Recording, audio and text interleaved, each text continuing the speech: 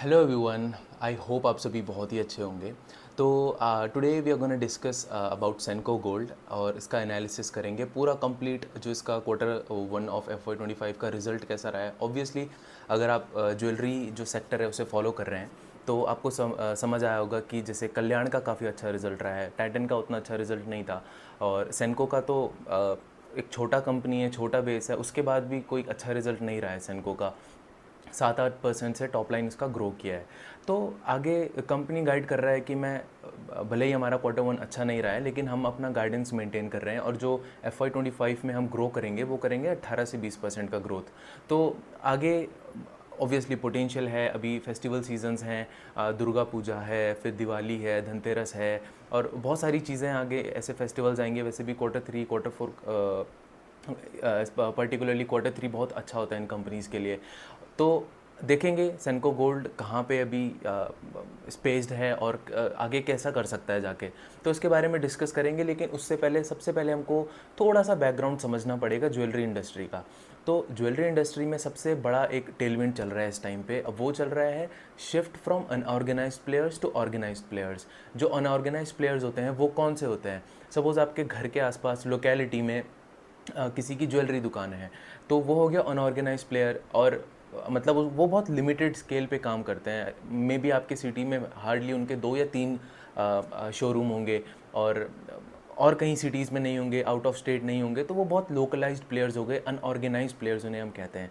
और बाकी जैसे ऑर्गेनाइज प्लेयर्स हैं, ऑर्गेनाइज प्लेयर्स में सबसे बड़े जो पैन इंडिया अगर प्लेयर्स मैं लूँ तो पैन इंडिया प्लेयर्स कौन कौन से हैं? आपका ऑब्वियसली कल्याण ज्वेलर्स हो गया, आपका तनिष्क हो गया, मालाबार हो गया। Obviously Malabar is not in the listed space but वो पैन इंडिया, उसका प्रेजेंस भी बहुत है, 50,000 CR से ज़्यादा उसका टॉप लाइन सेल्स है।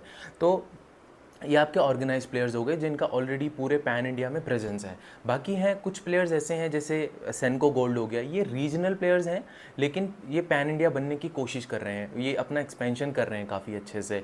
तो सेनको गोल्ड का क्या है, ये वेस्ट बंगाल बेस्ड कंपनी है और इसका ईस्टर्न मार्केट्स में, ईस्टर्न इंडिया में बहुत अच्छा प्रेजेंस है, बहुत अच्छा ब्रांड रिकॉल है। मींस वहाँ पे हर कोई जानता है सेनको गोल्ड को। और ये अब नॉर्दर्न इंडिया में भी काफ़ी अपना एक्सपेंशन कर रहे हैं। बाकी इनके प्लान्स हैं आगे पैन इंडिया वेस्टर्न और सदर्न मार्केट्स को भी कवर करने का।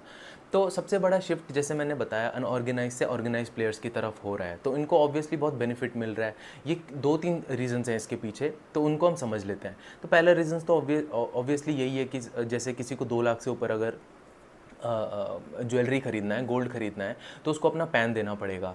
फिर HUID हॉलमार्क भी बहुत इंपॉर्टेंट हो गया, जो एक डिजिट का कोड होता है, 6 डिजिट्स का कोड होता है आपका, हॉलमार्क यूनिक आइडेंटिफिकेशन उसे कहते हैं, वो भी बहुत इंपॉर्टेंट है। उससे पता चलता है कि आपकी ज्वेलरी मतलब फेक तो नहीं है। और जो लोकल प्लेयर्स होते हैं ना, इनका हिस्ट्री भी अच्छा नहीं रहा है। ये किसी भी टाइप की low quality jewellery, low quality gold आपको पकड़ा देंगे जो जिसका प्योरिटी हाई नहीं होता है और उसको एक महंगे प्राइस पे आपको बेच देंगे। तो जो कस्टमर का है ना, उसका भरोसा धीरे धीरे अनऑर्गेनाइज प्लेयर से भी उठ गया है। तो ऑब्वियसली मेरे को अगर ज्वेलरी खरीदना, छोटा मोटा सामान है, कपड़ा खरीदना, अगर मेरे पास पैसा नहीं है तो मैं ज़ारा का कपड़ा नहीं खरीदूंगा, मैं H&M का नहीं खरीदूंगा अगर मेरे पास पैसा नहीं है, राइट। तो ये यूनिक्लो और इन सब का मैं ब्रांडेड क्लोथ नहीं खरीदूंगा। मैं खरीदूंगा अगर मेरे पास पैसा नहीं है तो मैं चाहे तो लोकल स्टोर्स पे जाके ख़रीद सकता हूँ कपड़ा जो सस्ता मिलता है, बिकॉज़ ठीक है मुझे काम चलाना है। लेकिन जब मुझे, अगर मेरे पास पैसा, बहुत ज़्यादा पैसा भी नहीं है लेकिन मैं अगर एक गोल्ड ज्वेलरी अफोर्ड कर सकता हूँ, सपोज़ मेरे घर में किसी की शादी है, बहन की शादी है या किसी की भी शादी है घर पे रिलेटिव्स की, तो जो वो लेंगे गोल्ड, तो मोर ऑफ्टन देन नॉट वो एक ऑर्गेनाइज प्लेयर से लेंगे जो इस्टेब्लिश्ड है, जिसका नाम है, जिसका ब्रांड रिकॉल है, तनिष्क, मालाबार, कल्याण, सेनको गोल्ड, तो इनसे लेंगे। ऑब्वियसली एक तो एक शिफ्ट ये आ रहा है। लेकिन दूसरा सबसे बड़ा शिफ्ट जो सबसे इंपॉर्टेंट रीज़न है और ये अच्छे से आपको समझना पड़ेगा, so don't miss out on this, तो वो है गोल्ड मेटल लोन का। अब होता क्या है, जैसे अनऑर्गेनाइज प्लेयर है, उसे अगर अपनी इन्वेंट्री को भरना है तो उसे गोल्ड खरीदना पड़ेगा, तो उसे वो गोल्ड मेटल लोन नहीं ले सकता है बिकॉज ऑब्वियसली वो अनऑर्गेनाइज प्लेयर है। तो उसका जो इन्वेंट्री कॉस्ट है वो मार्केट से कैश उठाएगा या फिर ट्रेडिंग जो ट्रेडर्स होते हैं उनसे अगर बुलियन खरीदेगा, गोल्ड का ब्रिक खरीदेगा, तो उसे 10-11 वर्किंग कैपिटल का बेसिकली अगर वो लोन लेगा तो उसे 10-11-12% पे मिलेगा, ठीक है। लेकिन जो ये ऑर्गेनाइज प्लेयर्स हैं, ये आरबीआई ने जो डेजिग्नेटेड बैंक्स हैं जिनके थ्रू ये गोल्ड मेटल लोन खरीद सकते हैं, सपोज़ जैसे मैं अगर होम लोन लेने गया तो मुझे तो करेंसी में लोन मिलता है, पैसों में लोन मिलता है, करेंसी मिलती है बेसिकली मुझे। लेकिन अगर मैं जो ये ऑर्गेनाइज प्लेयर्स हैं या फिर कोई किसी को एक्सपोर्ट करना है, तो अगर वो गोल्ड मेटल लोन खरीदेगा तो वो उसको करेंसी नहीं मिलेगी, उसको एक कमोडिटी मिलेगी, बुलियन मिलेगा, उसे गोल्ड का ब्रिक मिलेगा, जितना भी उसको लेना है, जो भी उसका ऑर्डर है उसके हिसाब से उसको गोल्ड मेटल लोन मिलेगा। अब वो गोल्ड मेटल लोन मिलता है इनको 3 से हार्डली 3.5 4% भी मैंने देखा नहीं है। पर्टिकुलरली सेनको को 3.5 से 3 टू 3.5% पे वो लोन उठा सकते हैं। तो इनका वर्किंग कैपिटल जो होता है, वर्किंग कैपिटल बेसिकली आपको बिजनेस रन करने के लिए जो कैपिटल चाहिए, आपको इन्वेंट्री भी रखना है, आपको अगर आपको पे करना है अपने वेंडर्स को, तो वो सब आपका जो वर्किंग कैपिटल है वो आपका जितना कम दाम पे आप पैसा उठाओ उतना आपके लिए अच्छा है, उतना आपको कॉस्टिंग में आपको हेल्प मिलेगा, उतना कम दाम पे आप आगे कस्टमर को अपना प्रोडक्ट बेच सकते हो मैन्युफैक्चर करके।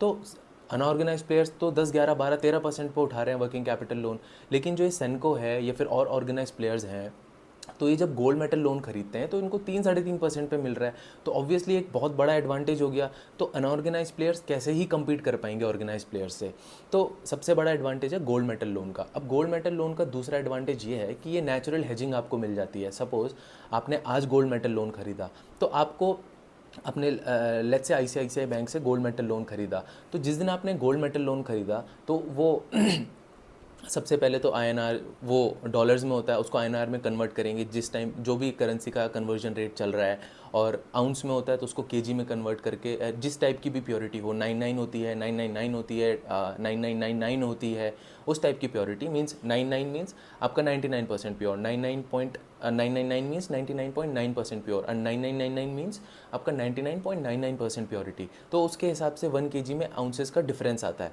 ठीक है। तो ये तो आपका बेस प्राइस हो गया, ये प्राइस आपका फिक्स होता है एक तो गोल्ड के इंटरनेशनल प्राइस के हिसाब से उसको आईएनआर में कन्वर्ट करके, और आपको कितनी प्योरिटी का लेना है उस हिसाब से आपका बेस प्राइस फिक्स होता है। लेकिन इसमें फिर आपको एक कस्टम ड्यूटी पे करनी पड़ती है, ठीक है, उसको मैं थोड़ा सा बाद में डिस्कस करूंगा। पहले आप गोल्ड मेटल से हेजिंग कैसे होती है, गोल्ड मेटल लोन से हेजिंग मतलब आप प्रोटेक्शन कर रहे हैं अपने इन्वेंट्री को आप प्रोटेक्ट कर रहे हैं प्राइस फ्लक्चुएशन से। बिल्कुल देखो कमोडिटी है, चाहे वो स्टील है, चाहे वो जिंक है, कॉपर है, एल्यूमिनियम है, लेड है, चाहे आपका गोल्ड है, जितनी भी कमोडिटी होती है उसका प्राइस फ्लक्चुएशन होता है, और आपके हाथ में नहीं होता है, कंपनी कंट्रोल नहीं कर सकती है इसके प्राइस को। तो लेट्स से आज कंपनी ने महंगे दाम पे गोल्ड खरीद लिया, गोल्ड मेटल लोन खरीदा, तो आपको लगेगा कि नॉर्मली अगर बाज़ार से गोल्ड खरीदा है कंपनी ने या ट्रेडर से गोल्ड खरीदा है, और वो आगे जाके कोई हेजिंग नहीं करी कंपनी ने और गोल्ड का दाम गिर जाता है, तो कंपनी को इन्वेंट्री लॉस हो जाएगा, क्योंकि उसने महंगे दाम पे गोल्ड खरीदा है और बाजार में अब गोल्ड का दाम गिर गया है, तो उसको अब कस्टमर्स को सस्ते में बेचना पड़ेगा। तो उसने तो महंगे में खरीदा, सस्ते में बेचा, इसका इन्वेंट्री लॉस हो गया।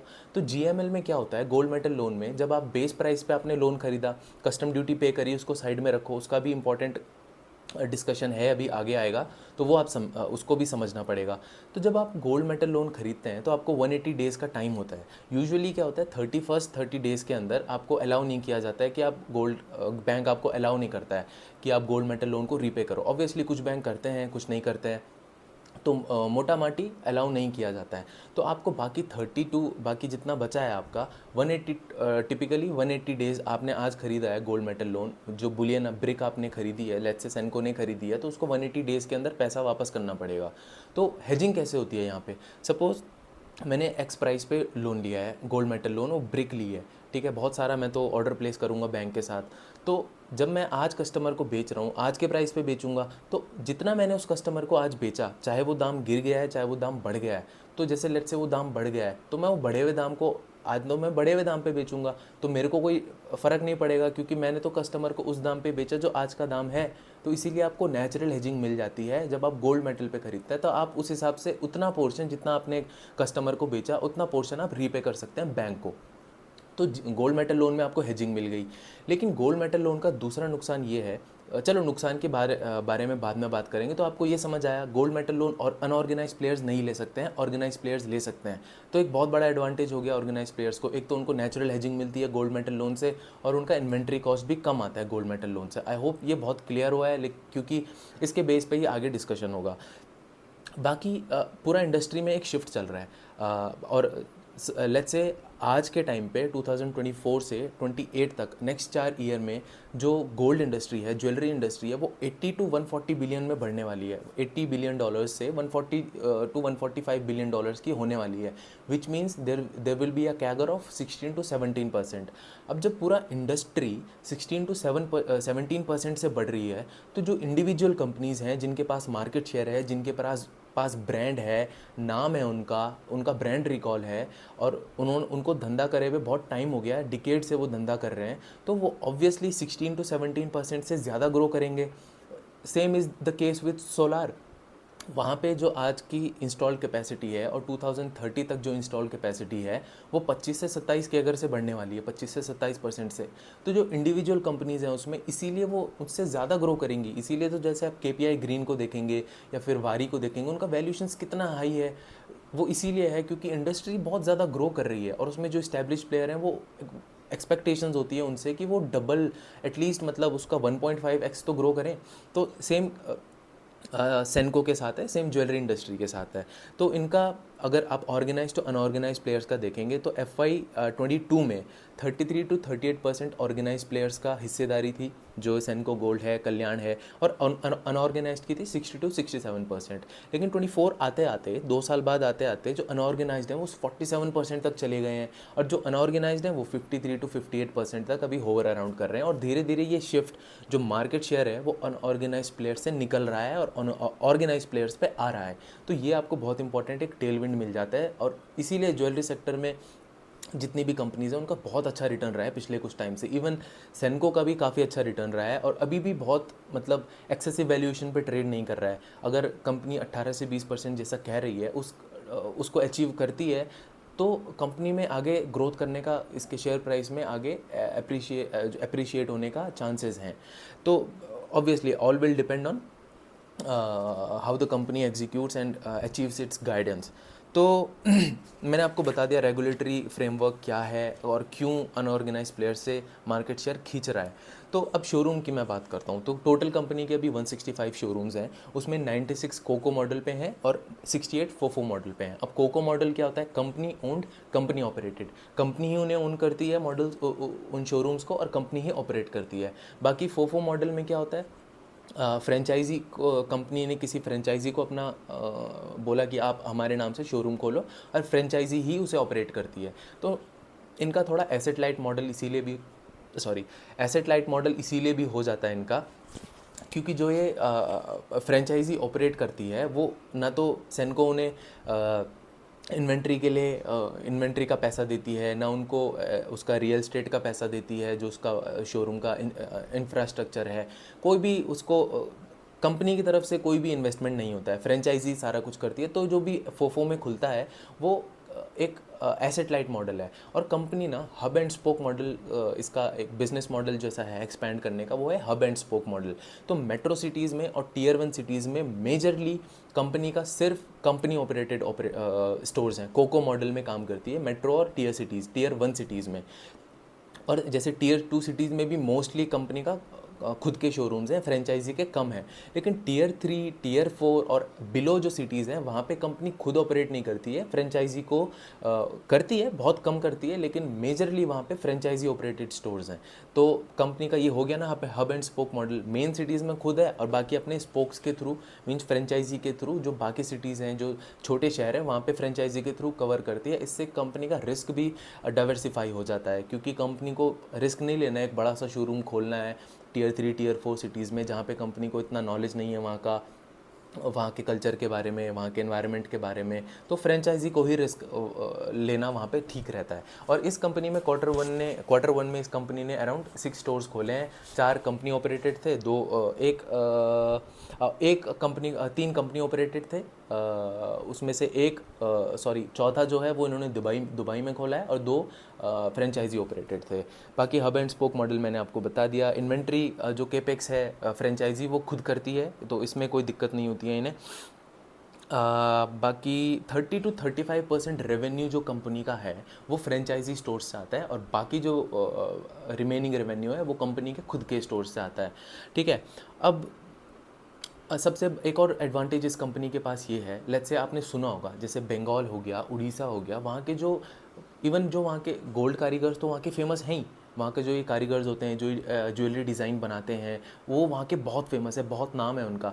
इनफैक्ट आप अगर मिस्त्री की भी बात करेंगे जो घर वर बनाते हैं, तो अगर आपको बंगाल का मिल जाए, उड़ीसा का मिल जाए, तो मतलब माना जाता है कि ये बहुत अच्छे से इनके अंदर स्किल होती है इन चीज़ों की। तो कंपनी के पास एक एडवांटेज है कि इसके डिज़ाइंस, ये इनके पास 170 अराउंड कारीगर्स हैं, तो ये बंगाल से ऑपरेट करते हैं। वहाँ पे इनको बहुत अच्छा एक डिज़ाइन में इनका एडवांटेज मिल जाता है क्योंकि स्किल सेट है इनके पास जो इनके कारीगर्स हैं, राइट।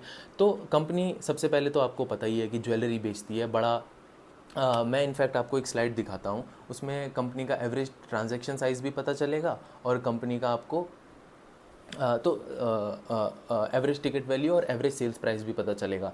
तो आप अपनी स्क्रीन पे देखो इस टाइम पे, तो कंपनी का शोरूम एक्सपेंशन कैसे किस तरीके से हो रहा है। FY21 में 112 शोरूम्स थे कंपनी के, वो एक्सपैंड होके 164 पे आ गए हैं। और कोको और फोफो आप देख सकते हो कंपनी और फ्रेंचाइजी का कितना इनके बीच में डिवीज़न है, राइट। और अगर रेवेन्यू ग्रोथ हम देखेंगे तो जो टोटल ग्रोथ है वो 4 ईयर की कंपनी का CAGR जो रहा है वो 21% का रहा है। इनफैक्ट FY24 में अगर आप देखेंगे तो जो ओवरऑल ग्रोथ थी वो 29% की थी।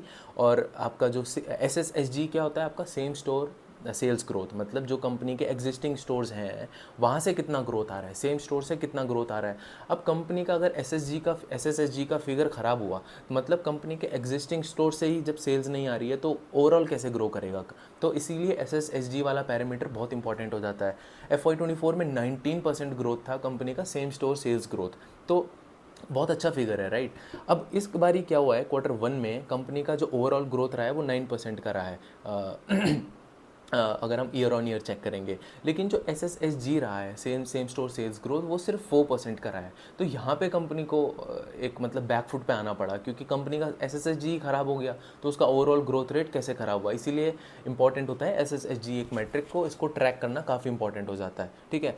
अब बाकी देखो, स्टड रेशियो को देखो। स्टड रेशियो क्या होता है, लेट्स से आप ज्वेलरी बेच रहे हैं तो ज्वेलरी में ना मार्जिन आपको बहुत ज़्यादा नहीं मिलेगा क्योंकि आपको ज्वेलरी में आप क्या कर सकते हो, कोई कस्टमर आएगा उसको आप ज्वेलरी में सबसे पहले तो आपको जो बेस प्राइस है वो उतना ही रखना पड़ेगा जितना मार्केट पे चल रहा है। तो आप बहुत ज़्यादा एक्सेसिव प्राइसिंग उसमें नहीं रख सकते हो। ज़्यादा से ज़्यादा आप उसमें मेकिंग चार्जेस ले सकते हो। और उसमें से भी क्या चल रहा है कि पूरे इंडस्ट्री में पिछले कुछ टाइम से गोल्ड प्राइसेस बहुत हाई थे। अभी जुलाई में जब बजट के बाद कस्टम ड्यूटी कट हुआ तो उसके बाद प्राइसेस में थोड़ा स्टेबिलिटी आई है, लेकिन उससे पहले पिछले 6-7 महीनों से प्राइस इतने हाई हो गए थे कि कस्टमर्स फुटफॉल कम हो गया था कस्टमर्स का, वो थोड़ा हेजिटेट कर रहे थे ज्वेलरी ख़रीदने से। जिनको ख़रीदना है वो तो ख़रीदेंगे ही, लेकिन जिनके लिए डिस्क्रेशनरी था कि चलो यार ले लेता हूँ एक गोल्ड ज्वेलरी या ले लेती हूँ एक गोल्ड ज्वेलरी, तो वो थोड़ा हेजिटेट कर रहे थे। और इसीलिए जितने भी बड़े प्लेयर्स हैं ऑर्गेनाइज्ड सेक्टर में, कल्याण, तनिष्क, मालाबार, इन्होंने क्या किया, एग्रेसिव डिस्काउंटिंग प्रैक्टिसेस शुरू करी। और उस वजह से आपका जो आप मेकिंग चार्जेस हैं वो भी आप मुंह बोले मेकिंग चार्जेस नहीं ले सकते हो, क्योंकि अगर आप बहुत ज़्यादा एक्सेसिव मेकिंग चार्जेस लोगे, सेनको अगर बहुत ज़्यादा लेगी तो वो कस्टमर सेनको पे क्यों आएगा, वो उस कंपनी पे जाएगा ना जहाँ पे मेकिंग चार्जेस कम है, जो एग्रेसिव डिस्काउंटिंग प्रोवाइड कर रहे हैं।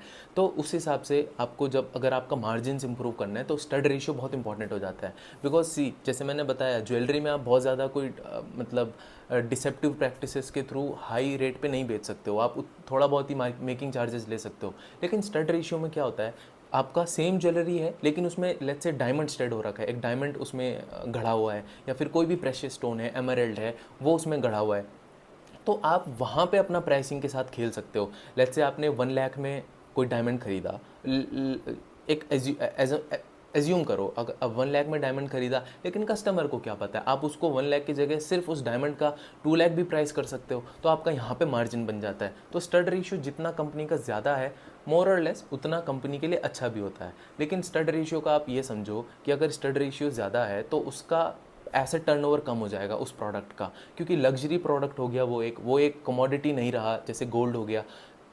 तो अब गोल्ड में मार्जिन नहीं है तो उसका टर्नओवर ज़्यादा है, मतलब वो ज़्यादा जल्दी इन्वेंट्री से खाली होता है, ज़्यादा जल्दी इन्वेंट्री से बिकता है। लेकिन स्टड रेशियो जब आपका स्टडेड ज्वेलरी है उसका रेट तो ज़्यादा है, उसमें मार्जिन बहुत ज़्यादा है, लेकिन आपका एसेट टर्नओवर कम हो गया, अब वो इतना जल्दी नहीं बिकता है, मतलब जितना जल्दी आपका इन्वेंट्री से खाली नहीं होगा, कस्टमर बहुत ज़्यादा फ्रीक्वेंसी से उसे खरीदेगा नहीं, तो आपका आरओई में यहाँ पे एक बैलेंस आउट हो जाता है R O E, because DuPont analysis जैसे मैंने आपको बहुत वीडियोस में बताया, R O E is equal to margin efficiency. अब जो स्टडेड ज्वेलरी है उसका मार्जिन हाई है, इन होता क्या है formula, margin efficiency into asset turnover into financial leverage. अब स्टडेड ज्वेलरी का मार्जिन एफिशिएंसी ज़्यादा है तो एसेट टर्नओवर कम है, अब गोल्ड ज्वेलरी का मार्जिन कम है तो एसेट टर्नओवर ज़्यादा है, तो चीज़ें बैलेंस आउट हो जाती हैं। और स्टडेड ज्वेलरी का मेन पर्पज़ ये होता है कि आपका मार्जिन में इंप्रूवमेंट आए, ठीक है, ओवरऑल। बाकी एवरेज सेल्स प्राइस आप चेक करो और एवरेज टिकट वैल्यू आप चेक करो। बहुत लोग इसको इंटरचेंजेबली यूज़ करते हैं, सोचते हैं ये एक ही चीज़ है, लेकिन नहीं। एवरेज सेल्स प्राइस आपका होता है प्रोडक्ट का, जितने भी आपने प्रोडक्ट बेचे तो ब्लेंडेड आपका एवरेज सेल्स प्राइस एक प्रोडक्ट का कितना है। अब ऑब्वियसली जितना ज़्यादा होगा उतना आप कमाएंगे, उतना आपका वो बॉटम लाइन में भी फ्लो थ्रू होके आएगा। तो इसका कंपनी का 49,000 ये इस क्वार्टर में इस कंपनी के लिए अच्छा रहा है कि एवरेज सेल्स वैल्यू भी इनका बढ़ा है और एवरेज टिकट वैल्यू भी इनका बढ़ा है। एवरेज टिकट वैल्यू क्या हुआ, जितने भी कस्टमर्स ने ट्रांजैक्शन किया है तो ऑन एन एवरेज एक कस्टमर कितना ट्रांजैक्ट करके गया है और कितना अच्छे तरीके से इसका वैल्यू बढ़ा है। ये इसीलिए भी बढ़ा है क्योंकि जो फर्स्ट 41 डेज थे क्वार्टर 1 के, उसमें अक्षय तृतीया था, तो वहाँ पे कंपनी ने को ग्रोथ में कोई प्रॉब्लम नहीं आई। During the first 41 days of quarter 1 FY25 company ने अराउंड 20% से YOY ग्रोथ किया है, लेकिन उसके बाद अचानक से कंपनी की सेल्स ड्रॉप हो गई for the rest of the quarter, because election भी पीक सीजन पे था और बहुत ज़्यादा एक्सेसिव हीट भी थी, हीट वेव भी थी, तो कस्टमर के फुटफॉल कम हो गए थे मॉल्स में या फिर सॉरी इनके शोरूम्स में। तो इस वजह से जो इनका सेल्स SSG है जो 10-12% बढ़ रहा था शुरू के 41 डेज़ में, वो ओवरऑल आते आते पूरे क्वार्टर को ख़त्म होते होते वो 4% पे रह गया। तो अक्षय तृतीया तो इनका अच्छा था, लेकिन बाद में इनको दिक्कत हुई। अब इन्वेंट्री डेज आप देख लो कि थोड़ा बढ़ रहा है, which is a bad sign, but बहुत ज़्यादा भी नहीं बढ़ा है। इन्वेंट्री डेज थोड़ा इसीलिए भी बढ़ा है क्योंकि ग्रोथ ऑब्वियसली इस क्वार्टर में कम थी, तो जो इन्वेंट्री पड़ी है वो भी बिकी नहीं है, तो आगे जाके वो बिकेगी। और ये ऑब्वियसली फेस्टिवल सीजन के लिए भी प्रिपेयर कर रहे हैं, तो थोड़ा इन्वेंट्री ये रखते हैं, तो बहुत ज़्यादा घबराने वाली बात नहीं है, राइट। अब अक्षय तृतीया का मैंने आपको बताया। अब इनका दूसरा एक और चीज़ है कि ये जो रिसाइकल्ड गोल्ड से भी, जैसे कस्टमर ने ऑलरेडी गोल्ड खरीदा है, उसके पास बहुत पुराना गोल्ड हो गया है, चाहे वो उसने कल्याण से खरीदा है, चाहे मालाबार से खरीदा है, तनिष्क से खरीदा है, ये कंपनी क्या करती है कि कस्टमर्स को बोलती है आप ओल्ड गोल्ड दो, एक्सचेंज में आप नया गोल्ड ले जाओ। तो जो कस्टमर है जिसके पास पुराना गोल्ड है और उसके पास बहुत ज़्यादा पैसा नहीं है या उसे इन्वेस्ट नहीं करना है गोल्ड में, तो वो क्या करेगा, वो ये करेगा कि पुराना गोल्ड देगा और उसको थोड़ा बहुत कॉस्ट वहाँ से बच जाएगा, वो थोड़ा बहुत प्राइसिंग पे तो बिकेगा ना पुराना गोल्ड, तो 35% इसका ओल्ड गोल्ड एक्सचेंज हो गया। अब ओल्ड गोल्ड एक्सचेंज इसीलिए इंपॉर्टेंट है क्योंकि उनको, जैसे ओल्ड गोल्ड अगर ये लेते हैं कस्टमर्स से, तो इनको बाहर से एक्सटर्नल बोरोविंग कम करनी पड़ेगी, तो इनका जो वर्किंग कैपिटल का इंटरेस्ट है या फाइनेंस कॉस्ट आप जिसे कहेंगे वो कम हो जाएगी, तो ये इसीलिए भी इंपॉर्टेंट है और आगे कंपनी का प्लान है इसको भी बढ़ाना। बाकी एक और इम्पॉर्टेंट चीज़ है इस कंपनी में, जैसे ये कंपनी मिलेनियल्स और जेनजी को भी टारगेट कर रही है, क्योंकि ये सब गोल्ड नहीं खरीदते हैं बहुत ज़्यादा, वो तो एक बड़े लोग गोल्ड खरीदते हैं ना, जो थोड़ा बड़े हो जाते हैं या जिनकी शादी है घरों में, तो इन्होंने अपना जो कस्टमर बेस है उनको डाइवर्सिफाई करने के लिए 2-3 ब्रांड्स खोली हैं। एक तो पर्टिकुलरली सेंस नाम की इनकी ब्रांड है, SENNES। वहाँ पे क्या कर रहे हैं, लैब ग्रोन डायमंड्स बेचते हैं। ऑब्वियसली जो नेचुरल डायमंड है वो बहुत कॉस्टली आता है, तो ये जो जेंजी हैं, मिलेनियल्स हैं, इन पे इतना पैसा नहीं होता है। इनको अगर ख़रीदना है तो ये चाहें तो अब लैब ग्रोन डायमंड्स खरीदें, जो सेंस ब्रांड के अंदर आता है इनका, या फिर सेंस ब्रांड के अंदर इनके लेदर बैग्स भी आते हैं, वुमेन हैंड बैग्स वगैरह, और बैक पैक्स भी आते हैं मेन और वुमेन के लिए, बेल्ट्स, वॉलेट्स, ये सब इनके सेंस ब्रांड के अंदर आता है। तो ये इसने सेंस ब्रांड क्यों खोला, इसके लिए क्यों इसने सेंको के अंदर नहीं किया अपनी जो ओरिजिनल ब्रांड है, क्योंकि ये नहीं चाहता था कि जो नेचुरल डायमंड है इनका ऑरा ख़त्म हो जाए, इनका जो सिग्निफिकेंस है वो कम हो जाए, जस्ट बिकॉज हम सेम ब्रांड के अंदर लैब ग्रोन डायमंड्स भी अगर बेच रहे हैं, LGD जिन्हें हम कहते हैं, तो इन्होंने एक पर्टिकुलर सेपरेट ब्रांड खोली है ताकि जो नेचुरल डायमंड है उसके सिग्निफिकेंस पे कुछ बहुत ज़्यादा इम्पैक्ट ना पड़े। तो अगर हम गाइडेंस की बात करें तो गाइडेंस कंपनी का थोड़ा रिजल्ट का पहले डिस्कस कर लेते हैं। इनका चलो ठीक है, प्रॉफिट एंड लॉस स्टेटमेंट आप अपनी स्क्रीन पे देख पा रहे होंगे। रेवेन्यू इनका 8% से बढ़ा है, तो कोई बहुत ज़्यादा जंप नहीं है, लेकिन एबिटा इनका 62% से बढ़ा है, विच मीन्स इन्होंने अपनी वेरिएबल कॉस्ट जो है, वेरिएबल कॉस्ट को कंट्रोल किया है। अब फिक्स्ड कॉस्ट और वेरिएबल कॉस्ट में क्या फ़र्क होता है, वेरिएबल कॉस्ट जो होती है वो आपके प्रोडक्शन लेवल के अकॉर्डिंग बढ़ती है या कम होती है। सपोज रॉ मटेरियल है, आप जितना प्रोड्यूस करोगे अपना एंड प्रोडक्ट, उतना आपको रॉ मटेरियल खरीदना पड़ेगा, तो raw material is your variable cost. जितना कम प्रोड्यूस करोगे उतना कम रॉ मटेरियल लगेगा, उतनी कम कॉस्ट लगेगी।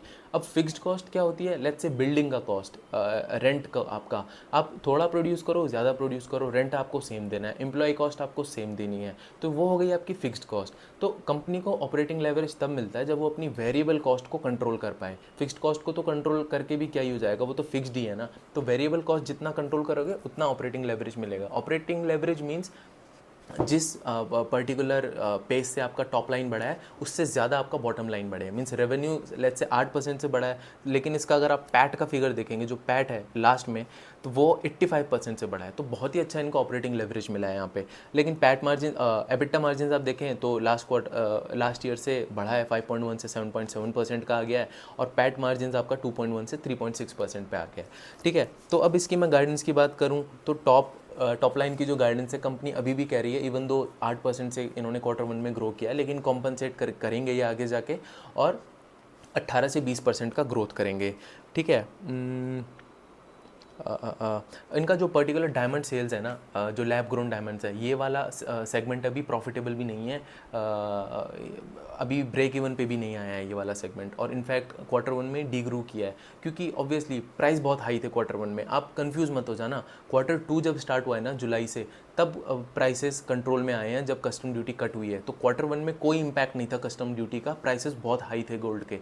तो वही लोग गोल्ड की शॉपिंग कर रहे थे जिनको एकदम ख़रीदना है, इसीलिए हाई टिकट वाले जो गोल्ड प्रोडक्ट, गोल्ड ज्वेलरी है कंपनी की, वो ज़्यादा बिक रही थी, रादर देन जो छोटे छोटे जिनको डिस्क्रेशनरी स्पेंडिंग नहीं हो रही थी। इसीलिए जो गोल्ड ज्वेलरी, डायमंड ज्वेलरी है, वहाँ पे डी ग्रोथ भी आया है 3 से 4% का। ठीक है, और अक्षय तृतीया में मैंने आपको बता दिया था कि काफ़ी अच्छा ग्रोथ किया था। अब एबिटा की गाइडेंस आप देखो, 7% to 8% का गाइडेंस है। टॉप लाइन कंपनी कह रही है कि मैं 18 से 20% से ग्रो करूंगी with EBITDA margin in the range of 7 to 8%। Q1 में भी 7% से ज़्यादा ही था एबिटा मार्जिन। और ओल्ड गोल्ड का कंपनी गाइडेंस कर रही है, जो एक्सचेंज है उसको हम 40 to 45% लेके जाएंगे, अभी 35% है। ठीक है, पैट का ग्रोथ भी कंपनी का 15 से 18% का होगा इस पूरे साल में। पहले 18 से 20% का गाइड कर रहे थे, लेकिन इनका क्वार्टर थोड़ा ख़राब हुआ है। और दूसरा, अब उसकी मैं बात करता हूँ जो मैंने पहले छोड़ दिया था, जो कस्टम ड्यूटी का इनको इम्पैक्ट पड़ा है, इनका इन्वेंट्री लॉस हुआ है। बहुत लोग ये समझना चाह रहे हैं कि कैसा इन्वेंट्री लॉस हुआ है, कितना इन्वेंट्री लॉस हुआ है और क्यों हुआ है, जबकि ये तो MCX में भी अपनी हेजिंग करते हैं, MCX वाले प्लेटफॉर्म में फ्यूचर्स में हेजिंग करते हैं, तो और GML से भी इनको हेजिंग मिलती है। तो डिफरेंस ये है, जब ये MCX में हेजिंग करते हैं तो इनको प्राइस वोलेटिलिटी में और कस्टम ड्यूटी में इम्पैक्ट इनको हेजिंग मिल जाती है। लेकिन जब ये गोल्ड मेटल लोन से हेजिंग करते हैं तो इनको प्राइस फ्लक्चुएशन में तो हेजिंग मिल रही है, लेकिन कस्टम ड्यूटी पे हेजिंग नहीं मिलती है। लेट्स से मैंने आपको पहले ही स्टार्टिंग में ही बता दिया था, जब आप किसी बैंक से गोल्ड मेटल लोन खरीद रहे हैं, अब वो हर कोई नहीं खरीद सकता है, वो या तो एक्सपोर्टर्स हैं जो लिस्टेड हैं, लिस्टेड मीन जो रिकॉग्नाइज्ड हैं, या फिर जो ऑर्गेनाइज सेगमेंट में है, या फिर ये ऑर्गेनाइज प्लेयर्स जो इंडिया में ही ज्वेलरी खरीद के, बुलियन खरीद के बेचते हैं उनको मैन्युफैक्चर करके आगे। तो जब आपने पहले दिन अगर गोल्ड मेटल लोन खरीदा लेट्स से ICICI बैंक से, तो आपका बेस प्राइस तो ठीक है, वो तो आगे पीछे होता रहता है, लेकिन आपको अपफ्रंट कस्टम ड्यूटी पे करनी होती है, उसमें कोई आगे पीछे नहीं होता है। अगर 15% की पहले कस्टम ड्यूटी थी गवर्नमेंट के बजट से कम करने के बाद, तो इन्होंने जो पहले गोल्ड मेटल लोन खरीदा था 3, 4, 5 महीने पहले, जो आज जाके बिका है इनका, ये अभी भी काफ़ी गोल्ड मेटल लोन पुराना हाई प्राइस्ड का इन्वेंट्री में पड़ा है।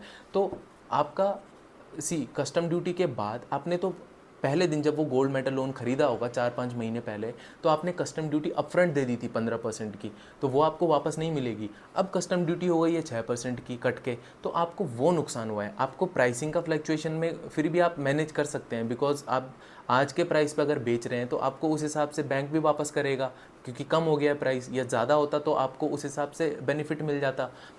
लेकिन आपने कस्टम ड्यूटी 15% की अपफ्रंट दे दी थी, अब आपको सिर्फ 6% की कस्टम ड्यूटी देनी पड़ रही है, और गोल्ड प्राइस भी कम हो गया है। तो आप कंपनी को यहाँ पे क्या हुआ है, जीएमएल में हमेशा एक ड्रॉबैक यही रहता है कि कस्टम ड्यूटी पे कोई बेनिफिट नहीं मिलता है। आपको बेनिफिट मिलता है आपकी हेजिंग के लिए, और हेजिंग ऑन प्राइस फ्लक्चुएशंस, कितना आगे पीछे बढ़ रहा है, लेकिन कस्टम ड्यूटी पे कुछ बेनिफिट नहीं मिलता है। इसीलिए कंपनी अपना 45% गोल्ड मेटल लोन से हेज करती है और रिमेनिंग ये एमसीएक्स फ्यूचर्स पे हेज करती है। वहाँ पे आपको कस्टम ड्यूटी से भी हेजिंग मिल जाती है।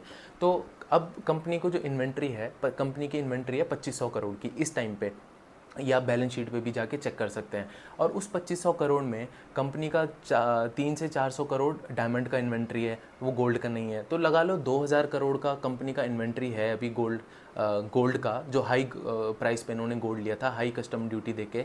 तो कंपनी का मैनेजमेंट का कहना ये है कि उनके कैलकुलेशन के हिसाब से 50 करोड़ का इम्पैक्ट आया है, हमें इन्वेंट्री लॉस हुआ है, क्योंकि हाई कस्टम ड्यूटी इन्होंने पहले पे करी थी, अब कस्टम ड्यूटी घट गई है।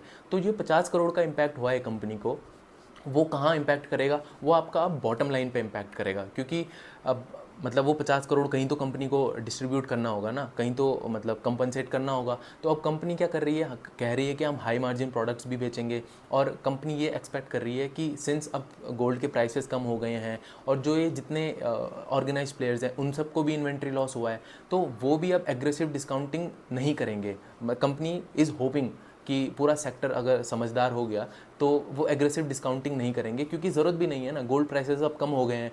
तो अगर वो एग्रेसिव डिस्काउंटिंग नहीं करते हैं इंडस्ट्री वाइज, अगर वो करेंगे तो सेनको को भी करना पड़ेगा, तो यहाँ पे थोड़ा ड्रॉबैक हो जाएगा। लेकिन अगर पूरा इंडस्ट्री समझ जाती है कि हाँ यार अब हमें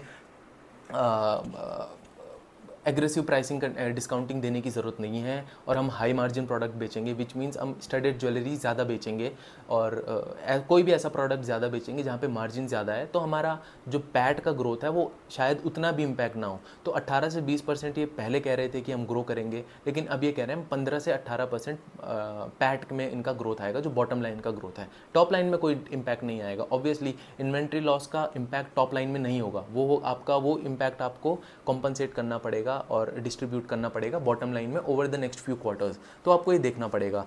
तो आई होप यहाँ पे आपको क्लैरिटी मिल गई है, ठीक है।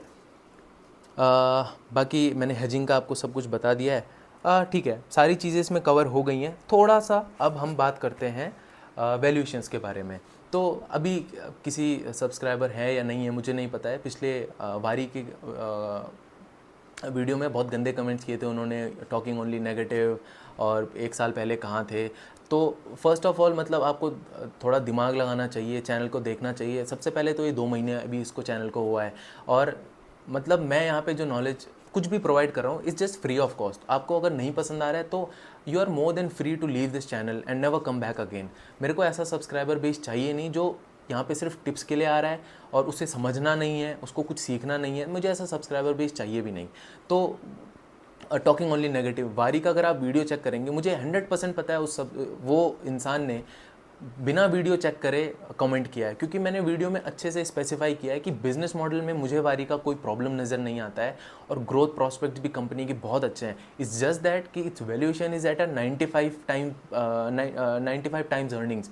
तो मैं कंफर्टेबल नहीं होता हूँ। मैंने अपना आपको पर्सपेक्टिव बताया, आपको नहीं समझ आया तो मत देखो वीडियो, कोई ज़रूरी नहीं है। मैं एक सेफ साइड पे आप लोगों को रखना चाहता हूँ। जब अब लेट्स से मुझे नाम नहीं लेना है, बट ठीक है, मेरा छोटा चैनल है, कोई फ़र्क नहीं पड़ता है, कोई देखेगा भी नहीं इतना। तो जो अक्षत श्रीवास्तव है, आप सबको पता होगा, 2 साल पहले उस बंदे ने 95 पी पे एशियन पेंट्स ट्रेड करता था, और उसका हार्डली कोई ग्रोथ आ रहा था, 7, 5, 8 इस परसेंट से वो ग्रो कर रहा था। और उन्होंने वीडियो बना के ये भी बोला कि I am not here to declare my win, कि बहुत अच्छा स्टॉक है, आप इसमें इन्वेस्ट कीजिए। 2 साल हो गए हैं उसको, एशियन पेंट्स को। वो आई थिंक 3500 के अराउंड उन्होंने डिस्कस किया था और सजेस्ट किया था कि इट्स अ ग्रेट स्टॉक 95 के पी पे, और वो आज तक मतलब 3000 भी उसको क्रॉस करना मुश्किल हो जाता है। तो 2 साल से मतलब उस स्टॉक में पैसा बना ही नहीं है। तो अगर आपको 95 पी के स्टॉक पे एंटर करना है तो मतलब बी माई गेस्ट, बट आपका रिस्क रिवॉर्ड रेशियो देखो कितना ख़राब हो गया है। 2 साल से कोई पैसा ही नहीं बना है उस स्टॉक में, और अपने आप को फाइनेंस गाय कहते हैं। I have no idea how, मतलब नॉलेज वो प्रोवाइड करता है, I am not simply bashing the guy, knowledge वो प्रोवाइड करता है। बट मुझे ये चीज़ समझ नहीं आई कि 95 के पीक पे जब वो एशियन पेंट ट्रेड कर रहा था तो क्यों उन्होंने वो सजेस्ट किया है। मतलब एक सेंसिबल इन्वेस्टर है, अगर उसको अच्छे से इन्वेस्टिंग आती है, इक्विटी को एनालाइज करना आता है, तो वो 95 के पी पे मतलब नहीं कहेगा यार it's just something unimaginable for me to suggest you guys कि आप 95 के पी पे इन्वेस्ट करो। तो अब इसकी वैल्यूएशंस की मैं बात करता हूँ।